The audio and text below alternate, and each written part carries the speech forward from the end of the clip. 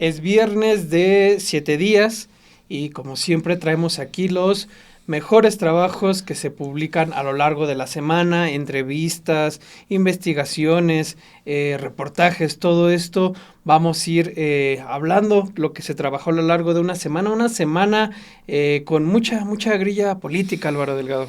Sí, ¿cómo está usted? Me da gusto saludarlo a usted que nos ve en cualquier lugar del país o fuera de nuestro país, en Estados Unidos, en Canadá, en América del Sur, en Europa, en Asia y en otro lugar donde usted puede sintonizar 7 días, que es este espacio, efectivamente, Obed, en el que presentamos a usted información a lo largo de 7 días, que por eso es el título, y sí, es una semana intensa desde el punto de vista político, que comenzó, bueno, el viernes con el tema de Marx Arriaga y su remoción como director general de materiales educativos de la SEP, esta operación tan mala que hubo desde el gobierno de la República, de manera particular de la Secretaría de Educación, que pues sí, obviamente si se remueve a un servidor público, se le notifica y dice hasta aquí son cargos de confianza. Claro.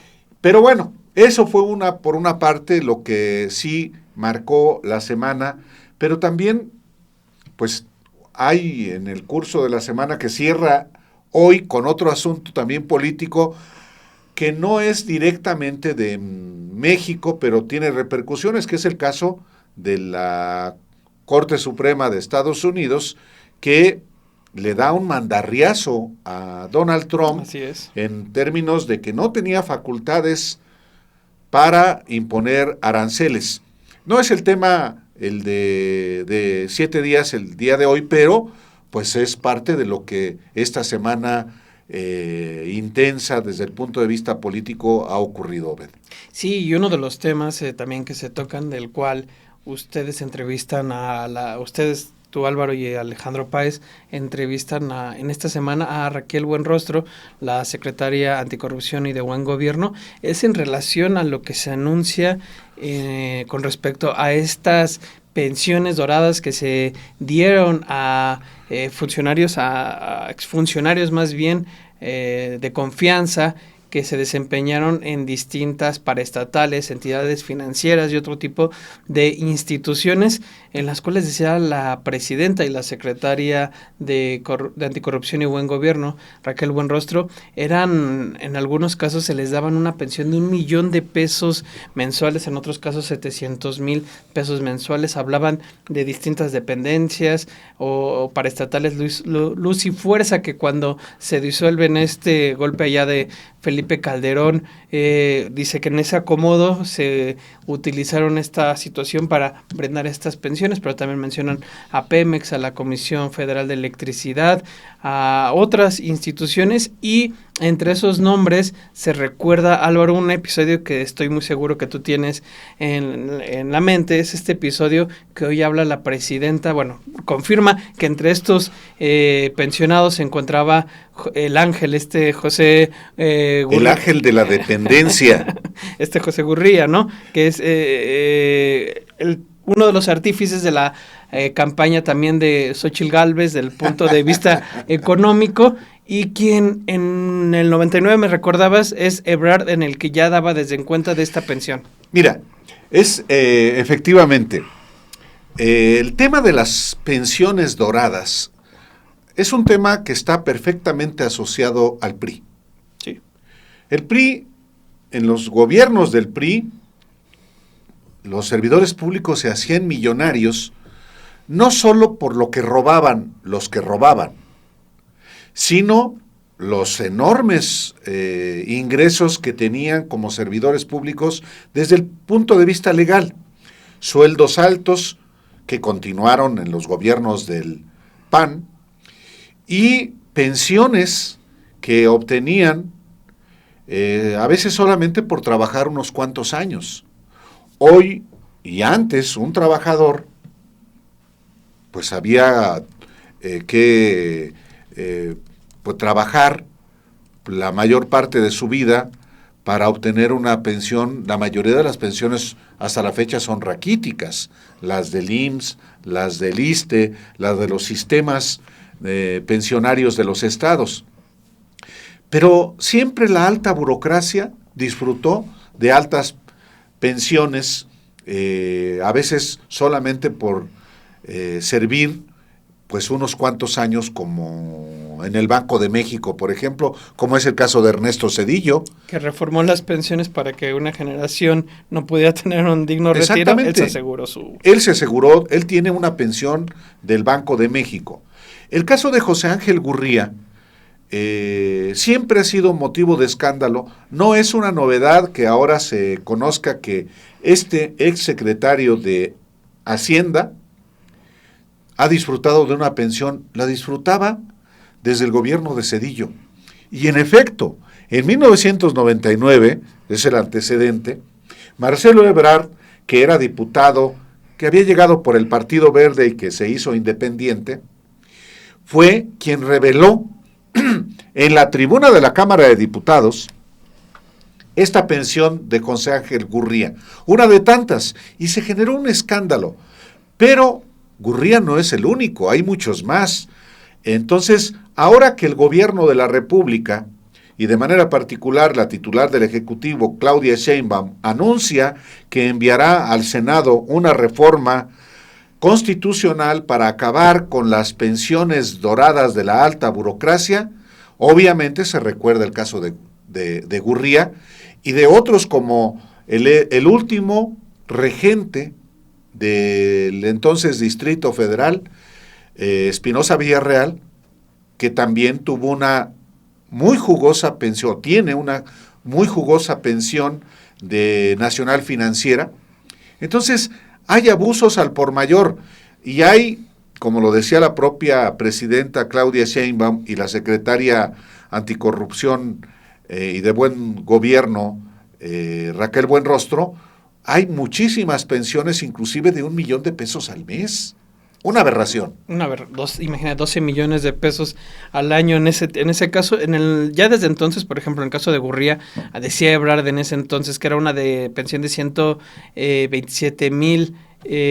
Bueno, él decía que tenía una pensión de 127,000 pesos y que tenía un salario anual de 2,656,000 pesos. Eso es cuando lo que daba a conocer en ese entonces en tribuna. Y si bien estos no los toca, porque también le preguntaron a la presidenta que qué iba a pasar con las otras pensiones, las que corresponden a la Corte, otra herencia de Zedillo, porque él cuando desaparece esta Suprema Corte por medio de un decreto, lo que hace es asegurar que todos esos integrantes tengan una pensión vitalicia, muchas de las cuales aún se cobran. En algunos casos han fallecido los ministros, pero en estas mismas pensiones se aseguraba que se mantuviera el monto al menos en la mitad a sus esposas. Uno de quienes se aseguró en ese entonces con Zedillo, y creo que es importante mencionarlo, una pensión vitalicia por haber trabajado solamente 8 meses en la Suprema Corte, es Diego Valadez, por ejemplo. Sí, Diego Valadez, en efecto, fue propuesto por Carlos Salinas como ministro de la Corte al final del gobierno de Salinas, después de que había sido procurador Exacto. general de la República en el caso del asesinato de Luis Donaldo Colosio. Va a la Corte, Ernesto Zedillo entrando, le da el manotazo y desaparece sin tener facultades constitucionales a esa Suprema Corte, y uno de los beneficiarios de las pensiones que se le otorgaron a los antiguos ministros de la Corte es, en efecto, Diego Valadez, quien además dispone de otras pensiones. Fue director del Instituto de Investigaciones Jurídicas de la UNAM, tiene pensión. Es miembro del Colegio Nacional, tiene pensión. En Sinaloa mismo. Entonces, hay excesos. Y, obvio, también es importante puntualizarlo. No puede ser ninguna ley retroactiva Exacto. en perjuicio de alguien. Porque perfectamente ese alguien, si está siendo afectado, puede recurrir al amparo. Pero sí es importante que se establezca, como lo con toda claridad que nadie puede ganar más que la presidenta de la República, que también está en la Constitución. Sí, se explicaba que, por ejemplo, no van a tocar todo lo que conlleva a trabajadores sindicalizados, y mencionaban e insistían mucho en este tema que se trataba de trabajadores de confianza, a quienes, decían, los consejos de administración en ese entonces de las paraestatales o las entidades financieras habían acordado, es lo que dice la secretaria Anticorrupción y Buen Gobierno, este tipo de pensiones que están muy por encima del promedio de lo que gana cualquier trabajador que aún cuenta con pensiones. Digo, ahorita ya hay un esquema mixto, pero es lo que da a conocer a mitad de semana la secretaria Anticorrupción cuando habla con ustedes. Efectivamente. Y bueno, le presentamos a usted esta conversación que tuvimos Alejandro Páez Varela y su servidor con la secretaria. Dije subsecretaria, después me dijeron, oye, ¿por qué le dices subsecretaria? No, es la secretaria Raquel Buenrostro de Anticorrupción y Buen Gobierno sobre el tema de las pensiones. Sí tenemos un gran número de personas que no solo ganan más que la presidenta, sino que ganan más que cualquier persona que tiene una pensión en el IMSS y que gana una pensión en el ISSSTE. Entonces nos dimos a la labor de hacer una investigación y sobre todo, ¿qué identificamos? Identificamos que son principalmente las paraestatales, ¿no? Uno fuerte es Luz y Fuerza del Centro, donde se nota que en el periodo de extinción hubo una serie de acuerdos y entonces ahí se desbordan, que es donde tenemos los casos más escandalosos, donde hay una persona que tiene una pensión de más de 1 millón de pesos mensuales, pero también hay 33 personas que tienen más de 700,000 pesos mensuales. O sea, no es poca cosa. El tema de Luz y Fuerza del Centro es un caso particular. Pero además tenemos casos de Pemex, de CFE, de Banca de Desarrollo, Banobras, Nafin, Bancomex, ¿no? Entonces, estos casos son los que nosotros tenemos identificado donde se dan mecanismos de compensación adicional a discreción, normalmente entre altos funcionarios y altos mandos. Bueno, constitucionalmente y legalmente, todos los trabajadores que ya tuvieron un periodo, ciertos años trabajando en una institución, tienen derecho a una pensión y una jubilación. Correcto. Lo que pasaba es que la Constitución no establece límites. Como no había límites, y en algunos casos, por ejemplo, en el caso de las empresas, las paraestatales, es el Consejo de Administración quien aprueba todos los mecanismos y los rubros que se pueden ir adicionando a un tema de pensiones y jubilaciones. Entonces, ¿qué hacían estos organismos? Como no funcionan no con la ley general del servicio público, sino tenían las decisiones que les autorizaba su propio Consejo de Administración. Entonces, era ahí donde les autorizaban mecanismos más allá del promedio de los demás, ¿no? A discreción completamente. Entonces, lo que se busca ahora y lo que presentó la consejera jurídica es que se va a poner un techo a esos mecanismos, ¿no? Uno de los temas a los que hemos dado seguimiento aquí prácticamente han sido, ninguno de los medios ha metidos a este tema, le ha dado seguimiento, es en relación a lo que ocurrió en Huatulco, cuando alcalde del Partido Verde Ecologista, amigo de Ricardo Salinas Pliego, da una condonación a un predio que no le pertenecía al dueño de Grupo Salinas, predio que mantiene en disputa con el gobierno federal, le da una condonación del 99% y también le otorga un documento que él puede utilizar en este pleito legal que mantiene con el gobierno. Ustedes hablan con el gobernador de Oaxaca, Salomón Jara Cruz, quien les informa que ya hay una investigación en manos de la Fiscalía Anticorrupción, pues han determinado que sí hay delitos los cuales dar seguimiento e investigar. Efectivamente, platicamos con el gobernador de Oaxaca, Salomón Jara, y la pregunta obviamente fue en el sentido de si está bajo investigación el presidente municipal de Santa María Huatulco, que es un presidente municipal del Partido Verde Ecologista de México, y dice que la Fiscalía Anticorrupción está integrando la carpeta de investigación porque presume que sí hay delitos en este caso. Es un tema relevante que también aquí sin embargo, hemos abordado, hemos documentado y pues es información relevante porque involucra no un asunto solamente de un municipio, sino que involucra a una concesión del Estado mexicano de una propiedad y que involucra a un personaje de enorme relevancia política, económica y mediática como es Ricardo Salinas Pliego. Le dejamos a usted con este trabajo, con esta conversación con el gobernador Jara. Quiero preguntarle a usted qué es lo que ha pasado con el tema de Huatulco. Habíamos hablado ya con usted sobre el campo de golf de esta reserva de Tangolunda, que el alcalde le condonó a Ricardo Salinas Pliego el 99% del predial, y no solamente es la parte de la condonación, que pues al final para un hombre tan rico como este señor, pues es en realidad poca cosa. El tema es que pues está reconociendo que el campo es de él cuando ya está, pues, no es de él, el campo ya había sido recogido. ¿Qué ha pasado con este caso, gobernador, con este alcalde? Quiero comentarles que platiqué con la fiscal anticorrupción, hay una demanda integrada, pero por cuestiones de sigilio y de privacidad de la documentación, va en un proceso muy bien. Sí hay algunos causales de delitos que se cometieron y yo espero el resultado de la Fiscalía Anticorrupción. Entonces ya está en proceso, ya está investigando, está en proceso. No va a quedar impune. No va a quedar impune. Eso. ¿Hay delitos? Sí hay delitos. Ándele. Eso sí lo digo. ¿Usted ha tenido alguna relación con Ricardo Salinas Pliego? Nunca, ni lo conozco.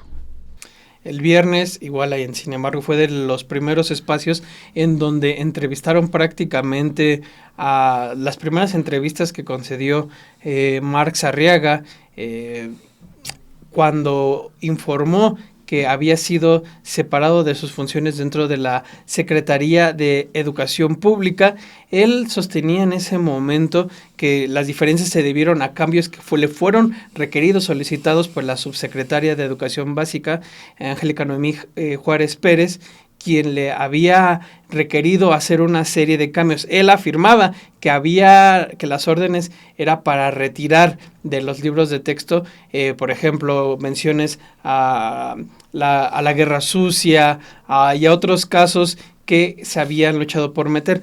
Posteriormente se dan a conocer, tú, Álvaro, también tienes acceso a estos documentos que prácticamente son técnicos, en donde se pide hacer estos cambios. Hasta donde pudimos ver en estos documentos, los requerimientos habían sido más bien en cuestiones pedagógicas, de cambiar determinados ejercicios y demás.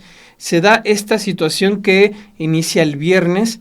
Llama la atención, Álvaro, porque es viernes, sábado, domingo, lunes, martes, más de 100 horas después, él alegaba que necesitaba un documento para poder dejar sus funciones dentro de la SEP, y lo que sucede en estos días vemos desde el momento en que policías lo tratan de retirar por la fuerza, una serie de comentarios cruzados con el secretario de Educación Pública, quien es al final a quien ustedes se entrevistan y reconocen pues que fue una idiotez en sus palabras lo que ocurrió con el manejo de este episodio, Álvaro.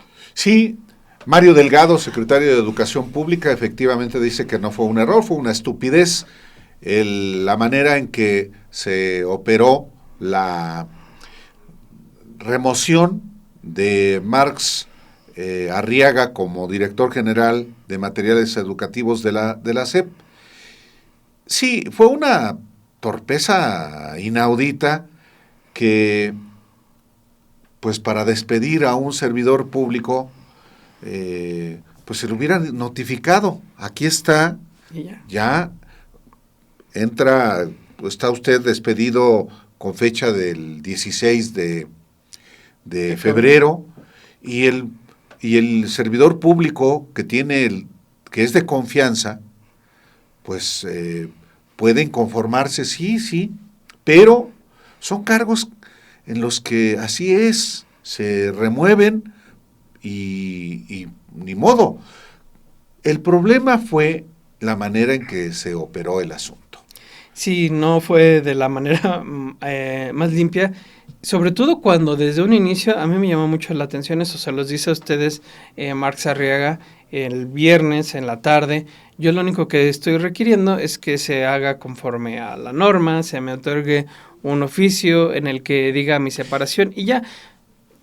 Creo que lo estuvo repitiendo lunes a lo largo de distintos espacios informativos, incluso el fin de semana, pero ni siquiera en todo este tiempo se pudo haber girado el documento hasta el martes. Incluso el tema tiene que llegar hasta la conferencia mañanera, donde la presidenta no se mete en polémicas, reconoce el trabajo de esa parte y dice que pues ya, que no van a hacer más.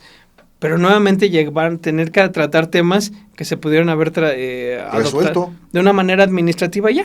Sí, ese es el problema. Y no es solamente que no le entregaron un documento para notificarle que estaba removido, sino que llevaron policías auxiliares, sí, pero finalmente esas policías, esos agentes de resguardo, pues obviamente tienen un propósito intimidatorio. Claro.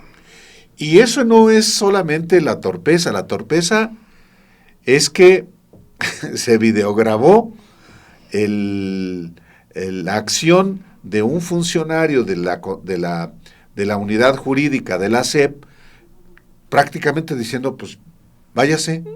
Sí. Y eso le dio a Marx Arriaga los elementos políticos y mediáticos para poder decir, ve, esa es una arbitrariedad de un gobierno que se dice humanista. Y escaló, y obviamente escaló porque lo retoma la derecha en sus expresiones política y mediática, y entonces no solamente la emprenden contra Marx Arriaga, el autor de los libros que ellos dicen son comunistas, claro. Que además se llama Marx. Uy, no, qué pecado. Además se llama Marx, entonces es caricaturizable, es un servidor público que es prácticamente el emblema de la Revolución Cubana y Soviética juntas. Entonces, pues sí, se genera un episodio de carácter político que la propia presidenta, que fue su decisión, no me cabe la menor duda de sustituirlo, tiene que obviamente decir, pues sí, reconocemos a Marx Arriaga, la escuela mexicana seguirá, no va a haber cambios como dicen que habrá, y es en ese contexto también en el que platicamos con Mario Delgado, el secretario de Educación, a quien le preguntamos lo que debe preguntársele en una conversación periodística. Tal cual, bueno, nada más por mencionar, posteriormente se asigna a Nadia López esta posición, que son posiciones que normalmente no están en el foco mediático, salen a relucir también críticas ahí, muchas veces alimentadas por la derecha a partir de un discurso que da cuando le entrega premio Enrique Peña Nieto, durante el gobierno de Enrique Peña Nieto, de estos premios a la juventud, se genera también otra discusión, todo a partir de un episodio que no es bien manejado. El propio Mario Delgado se lo reconoce a ustedes en esta entrevista, que me parece que lo narra muy bien, cómo reconoce que ya había diferencias previamente en el mismo espacio, en los mismos espacios. Marx Arriaga ya había manifestado su inconformidad por los cambios que se pretendían hacer a estos libros de texto gratuito. Hablaba también de convenios con entidades privadas dentro de la propia SEP que encabeza Mario Delgado. Bueno, habla sobre esto el secretario y pues reconoce que al final, si de por sí ya había estas diferencias, el manejo que se da pues fue torpe. Pues vamos a ver esta entrevista y regresamos. Duran varios meses estas diferencias, entonces yo hablo con él a finales de enero. Le digo, a ver, Max, queremos avanzar, queremos fortalecer la nueva escuela mexicana. Va empezando, vamos en el tercer año. La nueva escuela mexicana tiene que arraigarse en las comunidades, con los maestros. Tenemos que fortalecer la autonomía profesional docente, que por primera vez a los maestros se les trata como lo que son, como profesionales. Tenemos que guiarlos un poco para que algo que ellos nos piden mucho, de poder hacer la enseñanza por proyectos, que es una cosa, es un cambio radical, o sea, del maestro dictador al maestro que organiza un proyecto que tiene que ver con dinámicas, que tiene que ver con la participación de la comunidad, que tiene que ver con la participación de la escuela, y esos aprendizajes son mucho más ricos en los niños porque son experiencias que ellos viven. Entonces hay que darles a los maestros estos elementos. Pero bueno, no podíamos avanzar en el tema del libro, entonces le propuse, ¿por qué no nos ayudas en otra área del gobierno? Tenemos interés porque reconocemos mucho tu trabajo, que sigas participando. Sin embargo, aquí, bueno, pues ya hay diferencias de puntos de vista que tú consideras que deben quedarse tal como están. Nosotros pensamos que podemos evolucionar incorporando a la historia de las mujeres o teniendo más libros en lenguas originarias. Entonces me dijo, bueno, pues que estaba de acuerdo, que entendía. Entonces le dije, bueno, a ver, ¿cómo procedemos? ¿Con qué fecha? ¿1 de febrero? No, 1 de febrero, le dije, no.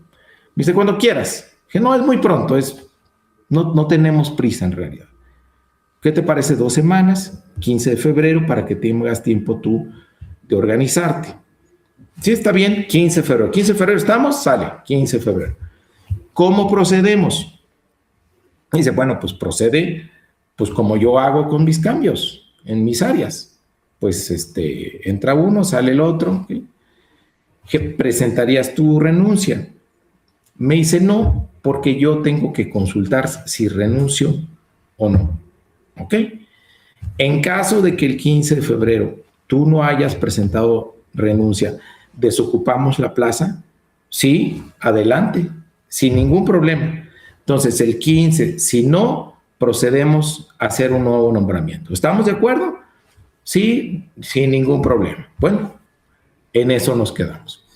¿Dónde viene aquí el error mal? Fue el viernes. De que el abogado, el viernes, hacerle la notificación, que era lo que procedía, informarle lo que habíamos quedado, que a partir del 16 habría un nuevo nombramiento.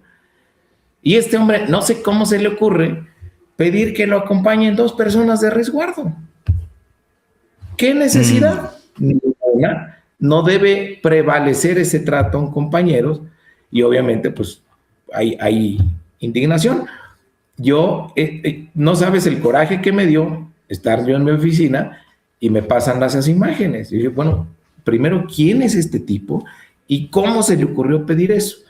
Entonces, hay una investigación ya solicitada por mí en el órgano interno de control para ver cómo sucedieron eso, quién pidió, por qué se le ocurrió y que haya una sanción, porque yo no quiero que esté trabajando conmigo nadie que tenga esa visión de que para ir a hacer una diligencia, pues tienes que llevar 2 personas de resguardo.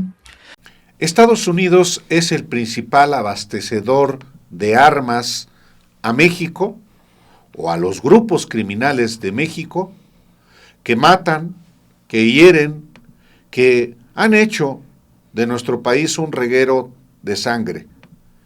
Y hay un corredor de manera particular para la introducción de armas a nuestro país, por Arizona. Y en particular tiene que ver con el abastecimiento de poder de fuego a los 2 grupos criminales que están en pugna en el cártel de Sinaloa. Los hijos de Joaquín El Chapo Guzmán y los hijos de Ismael El Mayo Zambada, este personaje que fue secuestrado justo por los hijos del Chapo Guzmán para entregarlo al gobierno de Estados Unidos y que ha desatado una guerra cruenta que no solamente ha tocado a los grupos en pugna, sino que lamentablemente ha descompuesto la vida comunitaria en Sinaloa y en otros lugares de la República. Nuestra compañera Romina Gándara Obed publica un reportaje justamente sobre esto que a uno le gustaría que no existiera, pero es una realidad. Claro, es un conflicto que es alimentado, Álvaro, me parece a mí, por distintas situaciones que ocurren también tienen bastante incidencia de lo que ocurre en Estados Unidos. Para empezar, es este secuestro que se da de Ismael el Mayo Zambada a manos de uno de los hijos, como dices, de su ex compadre, bueno, de su compadre, lo cual desata ya en sí una pugna entre dos grupos que ahora son antagónicos, antes eran aliados, lo que se conoce como los Mayos y los Chapos.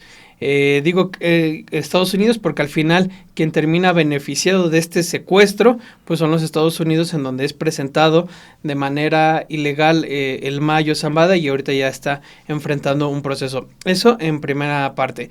En la segunda, en otro texto también Romina Gándara explica cómo los controles para ir atendiendo todo este tráfico de armas por parte de Estados Unidos en el gobierno de Donald Trump han tenido cambios importantes. Se les ha quitado recursos que en su mayoría han sido canalizados al ICE, a la patrulla fronteriza, es decir, a la política migratoria. El número de agentes supervisores con los que cuenta la Agencia de Alcohol, Tabaco, Armas de Fuegos y Explosivos han venido reduciéndose precisamente por recortes presupuestales, y por lo mismo los controles para ir atendiendo todo este tráfico de armas han reducido los esfuerzos. Ya tenemos ahí dos circunstancias, y en tercera pues toda esta mar de plomo que se vende. Mencionaban que el principal corredor provenía de Texas, pero ante el reconocimiento de que ahí tienen una situación mayor vigilancia, digamos, se fue diversificando, y ahora están viendo cómo llega de Arizona, y es directamente para proveer de todo este tipo de armas a las distintas facciones del cártel de Sinaloa. Ya habíamos dicho cómo gran parte de ese arsenal son armas Barrett, que son pues, prácticamente bazucas. Calibre 50 es una es un armamento para tirar helicópteros y demás. Que le llaman también la matapolicías. Exactamente, por el tipo de calibre, por el tipo de daño que es lo que generan. Todo esto contextualizado, además, Álvaro, de lo que ha sucedido en los últimos días en Sinaloa, que no queda exento evidentemente de esta pugna, de lo que ocurre con los mineros, el secuestro de los mineros, la mayoría de ellos hallados sin vida, también con el secuestro de turistas que habían viajado ahí por Mazatlán, y por todos estos episodios de violencia a los cuales tiene que hacer frente pues el gobierno. Efectivamente, pues es un reportaje, un trabajo muy completo de nuestra compañera Romina Gándara, y le invitamos a que lo escuche y que lo vea. La guerra interna en el cártel de Sinaloa, que se intensificó tras la captura de Ismael el Mayo Zambada, no solo convirtió el estado en escenario de violencia, también modificó la ruta de tráfico de armas desde Estados Unidos. El informe Corredores de la Violencia de Stop Us Arms to Mexico documenta que desde 2024 el corredor Arizona-Sonora-Sinaloa desplazó a Texas como principal vía de entrada de armas. Los traficantes ahora están comprando más en Arizona. El cambio ocurre en medio de la escalada de violencia en Sinaloa. Y podemos ver que, especialmente desde la captura del Mayo Zambada a mediados de 2024, que ese corredor entre Arizona, Sonora y hasta Sinaloa, pues se ha fortalecido.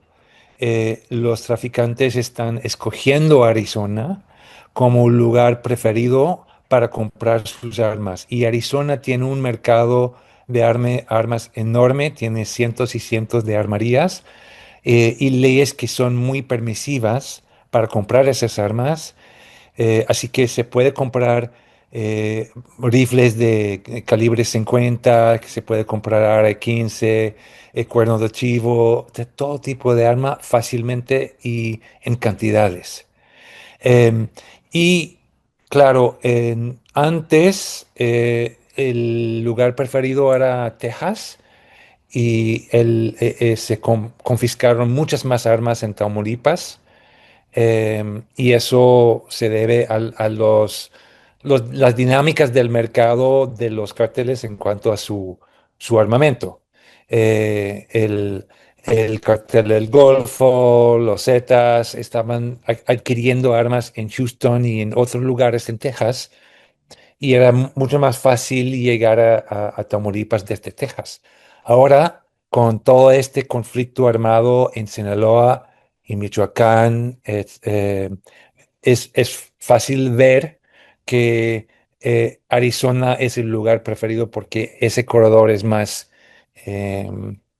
allanado, es más claro para transportar las armas traficadas. En la última década, más de 73,000 armas recuperadas en México fueron rastreadas a compras en Estados Unidos, mientras que en 2015-2016 solo el 17% de las armas con tiempo al delito de 1 año o menos provenían de Arizona. Para 2024, esa proporción subió al 62%. Además, 14 de los 15 códigos postales con más armas recuperadas en México entre 2023 y 2024 están en Arizona. Mike Vigil, exagente de la DEA, desde su experiencia en la agencia de inteligencia, señaló que sí es consistente que un conflicto interno del cártel incremente la demanda de armas de alto poder y fortalezca corredores específicos como Arizona, Sonora, Sinaloa. Además, consideró que es preocupante. Bueno, por el conflicto que se está llevando a cabo entre los Chapitos y el hijo de Mayo Zambada, el flaquito Maya,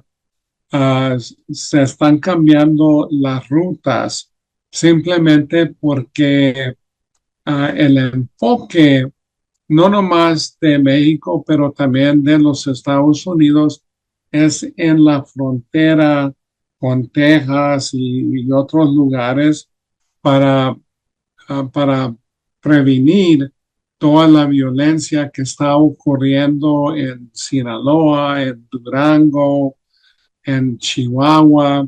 Solo que Texas todavía es el principal estado donde vienen las armas, pero sí estamos viendo un cambio drástico yéndose a Arizona.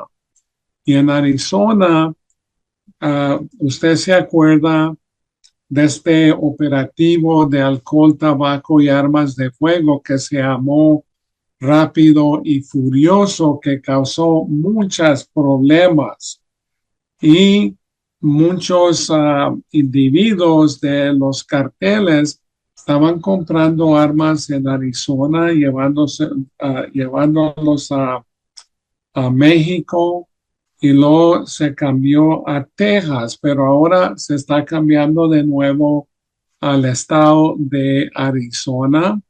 Y eso es preocupante porque si comienzan a entrar armas otra vez de Arizona, van a armar no nomás al cartel de Sinaloa, pero también el cartel de Jalisco Nueva Generación y otros carteles que están subiendo, que van a ser poderosos en el futuro, y eso va a contribuir a la violencia que está ocurriendo en México.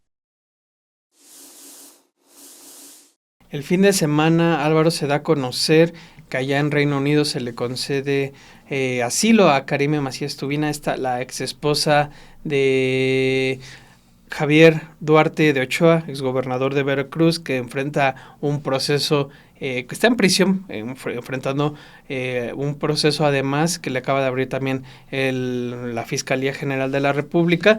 Ella le dan este asilo que había pedido, argumentando que había una persecución política en su contra, aun cuando aquí en México distintas investigaciones, tanto de periodísticas como de la Fiscalía de Veracruz, la involucran directamente en todos estos esquemas de corrupción, de desvío de recursos que llevó a cabo quien era su pareja, el gobernador Javier Duarte de Ochoa, que también la habían beneficiado a ella.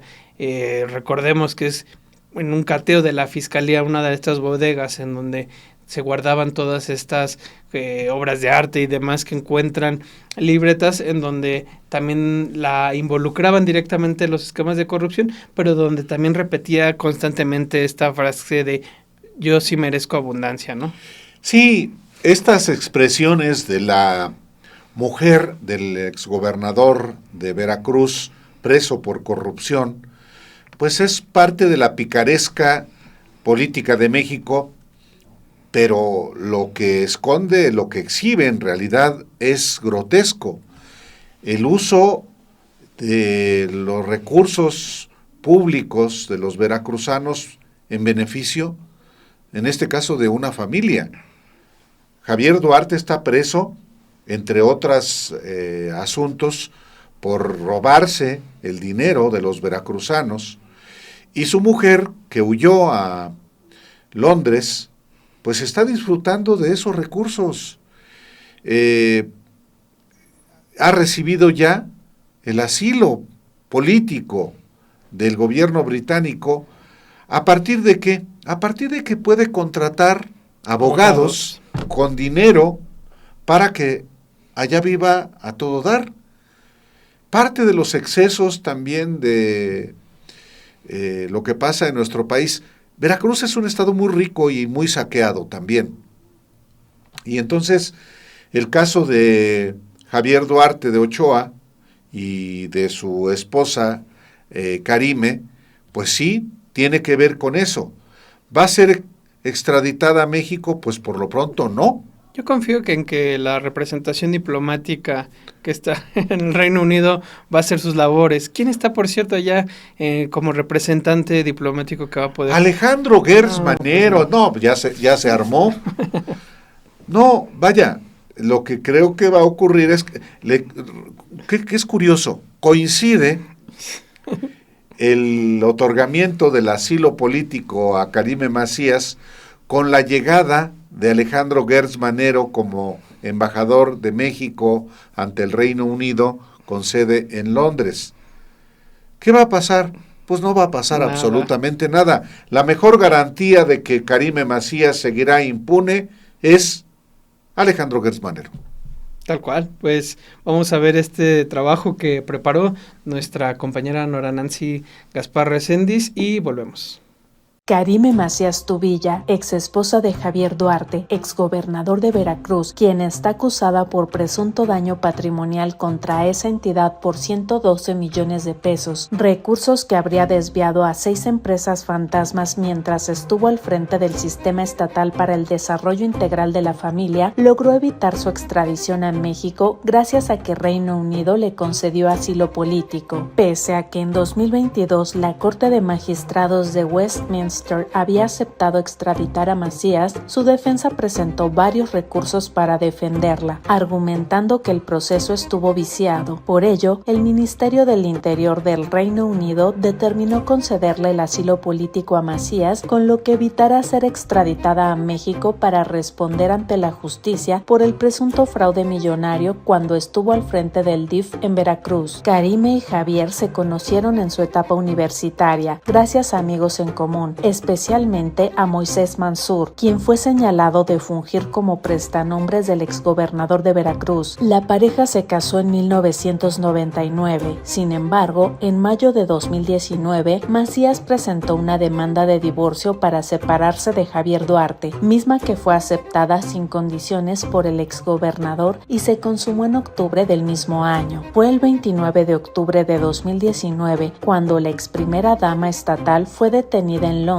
y unos días más tarde, el 5 de noviembre de ese mismo año, la Corte de Magistrados de Westminster confirmó que tras pagar una fianza de 150,000 libras esterlinas, unos 3.5 millones de pesos, Macías Tubilla podría llevar el proceso de su extradición a México en libertad. Desde entonces, la exesposa de Javier Duarte inició su lucha para evitar su extradición. Macías Tubilla llegó a Londres en 2017, luego de que Duarte fuera aprendido el 15 de abril de ese mismo año en Guatemala, a donde huyó para evadir los cargos de lavado de dinero y asociación delictuosa en Veracruz, acusaciones que pesaban en su contra cuando todavía encabezaba el gobierno de ese estado. El 25 de mayo de 2018, un juez de Veracruz giró una orden de aprehensión en contra de Karime. La Fiscalía Estatal detalló que el dinero que presuntamente desvió Macías fue justificado para supuesta adquisición de equipo médico, multimillonario multivitamínicos, sistemas de captación de agua, sistema de purificación pluvial, sanitarios biodegradables, artículos electrodomésticos, paquetes escolares y otros, sin que existan datos o evidencia alguna que estos hayan sido entregados a la población vulnerable que debiera atender esta dependencia, indicó. Por ello, el 29 de mayo de 2018, la Interpol emitió una ficha roja en más de 190 países para localizar y capturar a Macías, hecho que tuvo lugar el 29 de octubre de 2019, cuando fue detenida en Belgrave, uno de los barrios más exclusivos de Londres. Sin embargo, su arresto duró unas cuantas horas luego de pagar una fianza de 3.5 millones de pesos. Desde entonces, se le impusieron medidas cautelares para evitar que se diera la fuga, aunque en febrero del 2022, la Corte de Magistrados de Westminster avaló que Karime Macías fuera entregada por Reino Unido a México para ser juzgada por su presunta responsabilidad en un fraude millonario. Su defensa presentó varios recursos para impedir su extradición, por lo que finalmente, y de acuerdo con información revelada por medios mexicanos, el Ministerio del Interior de Reino Unido le concedió el asilo político y con ello evitar su extradición a México. De acuerdo con un análisis realizado por el diario Reforma, con base en las indagatorias de la entonces Procuraduría General de la República, ahora Fiscalía General de la República, y de la entonces Procuraduría de Veracruz, se han logrado contabilizar que la pareja Macías Duarte es dueña de más de 40 propiedades en México y alrededor de 50 en ciudades como Florida, Texas, Arizona, Nueva York, Madrid y Bilbao. ¿Quién duda que el Cártel Jalisco Nueva Generación, que tiene precisamente en Jalisco su entraña, aunque su fundador, el Mencho, es michoacano, es ya un cártel poderosísimo en México? Nadie puede dudar eso. Es también el cártel más sanguinario por las demostraciones que ha hecho desde que se conoce como tal, pues desde el 2011, en su acción en Jalisco, en Veracruz, en Michoacán y luego en muchos lugares de la República. Pero el Cártel Jalisco Nueva Generación también tiene participación en otros países, Obed, tan peculiares como en Ucrania. Exactamente, fíjate que hace unos días empezó a circular un video en el cual ahí se ven a a sicarios del Cártel Jalisco Nueva Generación. De ahí se desprenden varias cuestiones. Este video que empieza a circular por medios o cuentas que suelen difundir todo ese tipo de videos, en los cuales se ven ahí en los campos de batalla. Particularmente lo situaban en Michoacán, que es un territorio que mantiene en disputa precisamente el Cártel Jalisco Nueva Generación. Ahí hablaba un sicario colombiano que había estado en Ucrania, que había estado en otros frentes de guerra y que ahora estaba en Michoacán, formando parte de las filas del Cártel Jalisco Nueva Generación. Digo que ese video empieza a circular y confirma varios aspectos que ya se tenían. Uno de ellos, el Cártel Jalisco Nueva Generación contratando a exmilitares colombianos. Él era un exmilitar colombiano. Sí. Había reportes de inteligencia y demás que hablaban precisamente de esto, de cómo empiezan ellos a contratar a combatientes, a milicianos de otros países, particularmente colombianos, mencionaban.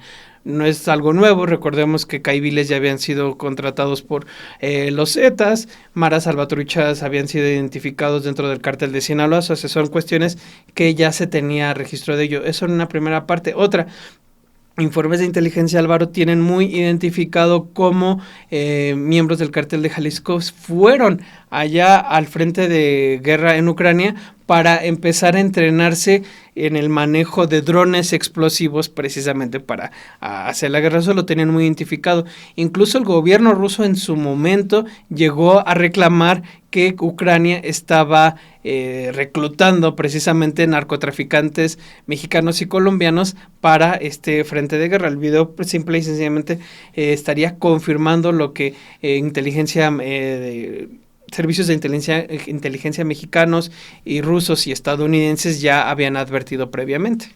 Tal cual, pues es una información muy relevante, es un trabajo también de nuestra compañera Nora Gaspar Recendis y que le presentamos a usted aquí en 7 días. Desde el año pasado, reportes de prensa e investigaciones de organizaciones han alertado sobre cómo integrantes del crimen organizado se estaban uniendo al ejército de Ucrania para combatir a las fuerzas militares rusas. Esta semana comenzó a circular en redes sociales un video que podría ser la evidencia de esta realidad. En el clip aparecen 2 sujetos. Uno de ellos sería un supuesto integrante del grupo de los Deltas, el brazo armado del cártel Jalisco Nueva Generación, hablando con un supuesto exmilitar colombiano que luchó en el frente ucraniano. Aunque la grabación no ha sido confirmada por las autoridades mexicanas, Intelligence Online dio a conocer que el Centro Nacional de Inteligencia alertó al gobierno de Ucrania que miembros de cárteles mexicanos se estaban uniendo de manera voluntaria a la Legión Internacional de Ucrania con el propósito de no defender el país europeo de Rusia, sino para adiestrarse en el uso de drones kamikaze con vista en primera persona, conocimiento que utilizarían después contra grupos rivales en México. El informe del medio francés destacó que gracias a empresas militares privadas ubicadas en los países de origen de varios de los voluntarios, estos lograron ingresar a las fuerzas ucranianas, lo que les permitió evitar los controles requeridos para quienes se unen voluntariamente al ejército de Ucrania. Incluso, destacó Intelligence Online, varios de ellos estaban trabajando bajo las órdenes de la Dirección de Inteligencia Militar, la cual tiene a su cargo operaciones clandestinas en regiones como Donbass y Kharkov. Asimismo, se detalló que con frecuencia los voluntarios se inscriben en las academias de drones, las cuales en un inicio aceptaban solo a ucranianos. Después se abrió a los voluntarios extranjeros, quienes adquieren conocimientos en fabricación de drones, operaciones de reconocimiento, técnicas de guerra electrónica, entre otras habilidades bélicas. Uno de los casos que destacó Intelligence Online fue el de un sujeto presuntamente originario de El Salvador, identificado como Águila 7, quien logró ingresar a la Kill House Academy, en donde se entrenó en el uso de drones, pero tras una investigación se descubrió que se trataba de un hombre originario de México, quien perteneció al grupo Aeromóvil de Fuerzas Especiales, conocido como GAFE, del que muchos desertaron para unirse al cártel de los Zetas. Fíjate, Álvaro, que esta semana sale un estudio que realiza la revista Nature, una de las más reconocidas en cuestión de ciencia, pero concluye algo y no sé qué piensas tú. Twitter es una caja de resonancia de políticos y de pensamientos de derecha. Twitter X de derecha. ¿Por qué no me extraña? Muy simple. Antes de que la comprara también este magnate Elon Musk, Twitter, como se llamaba entonces, ya era de derecha. Uh-huh. De hecho, en México sus directivos claramente identificados con el PAN. Cuando la compra Elon Musk, precisamente para fortalecer a Donald Trump y a él mismo, pues claramente toma una tonalidad mucho más nítida de extrema derecha. Y esto no es solamente una apreciación personal. Quienes somos usuarios de X, antes Twitter, pues estamos perfectamente conscientes de que se potencian más los mensajes de la extrema derecha que del pensamiento progresista. Entonces, pero ahora este trabajo de la revista Nature, que se pronuncia como Nature. Exacto. Bueno, yo con trabajos hablo español. Efectivamente, documenta que el algoritmo de X, pues potencia un discurso político de derecha y de extrema derecha, y al contrario, pues minimiza expresiones o cuentas o movimientos, digamos, progresistas. Yo soy usuario habitual de... Esa es la red social en la que yo más uso. Y comencé a usarla, no desde que salió, tenía yo mis reservas, y yo la comencé realmente a usar en el 2012. Y se ha convertido en una herramienta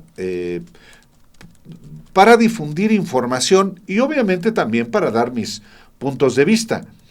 Pero, híjole, le llama Alejandro Páez Varela la Disneylandia de la derecha a X, y ahora con este trabajo se acredita que efectivamente así es, o algo más.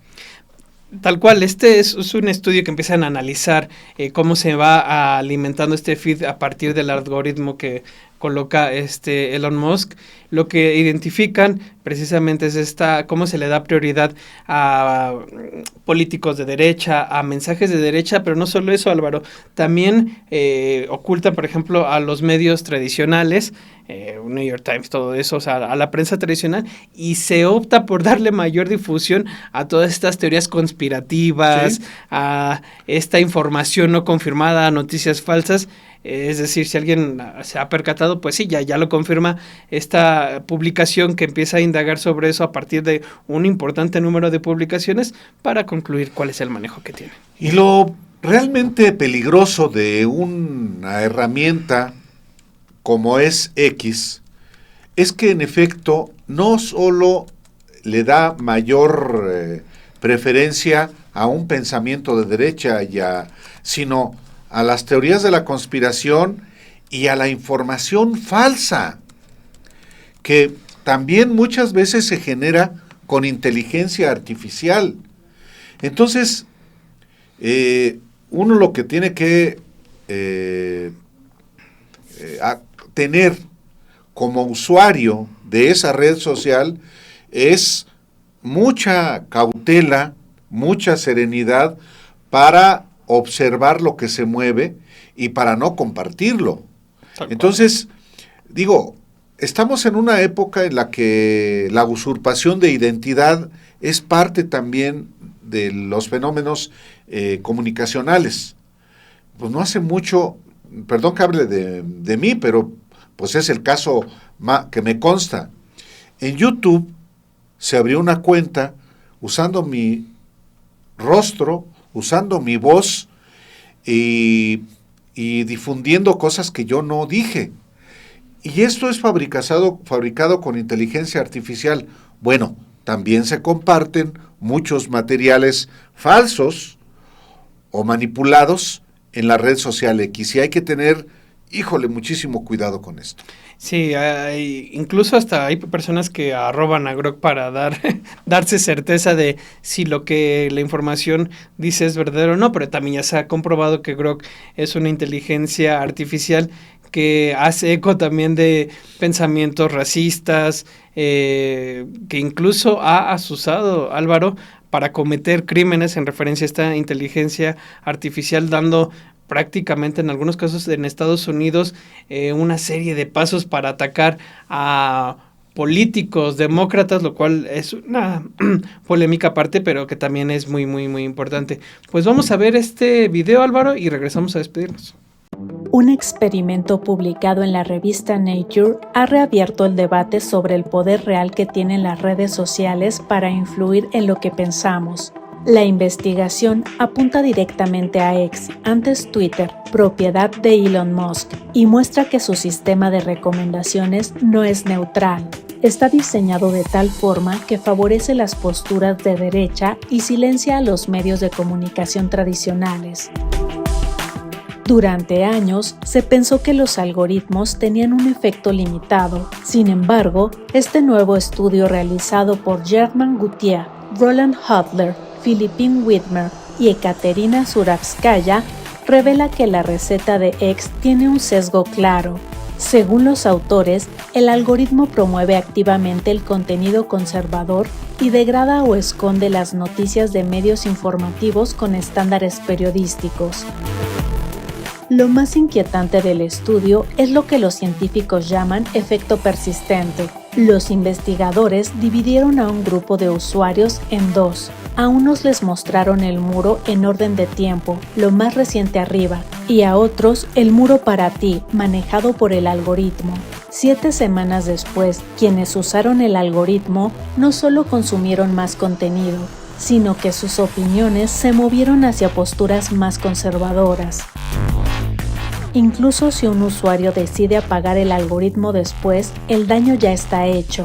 Esto sucede porque el sistema de X empuja a las personas a seguir a activistas políticos de derecha. Una vez que los sigues, sus mensajes seguirán apareciendo en tu muro aunque intentes volver al orden cronológico.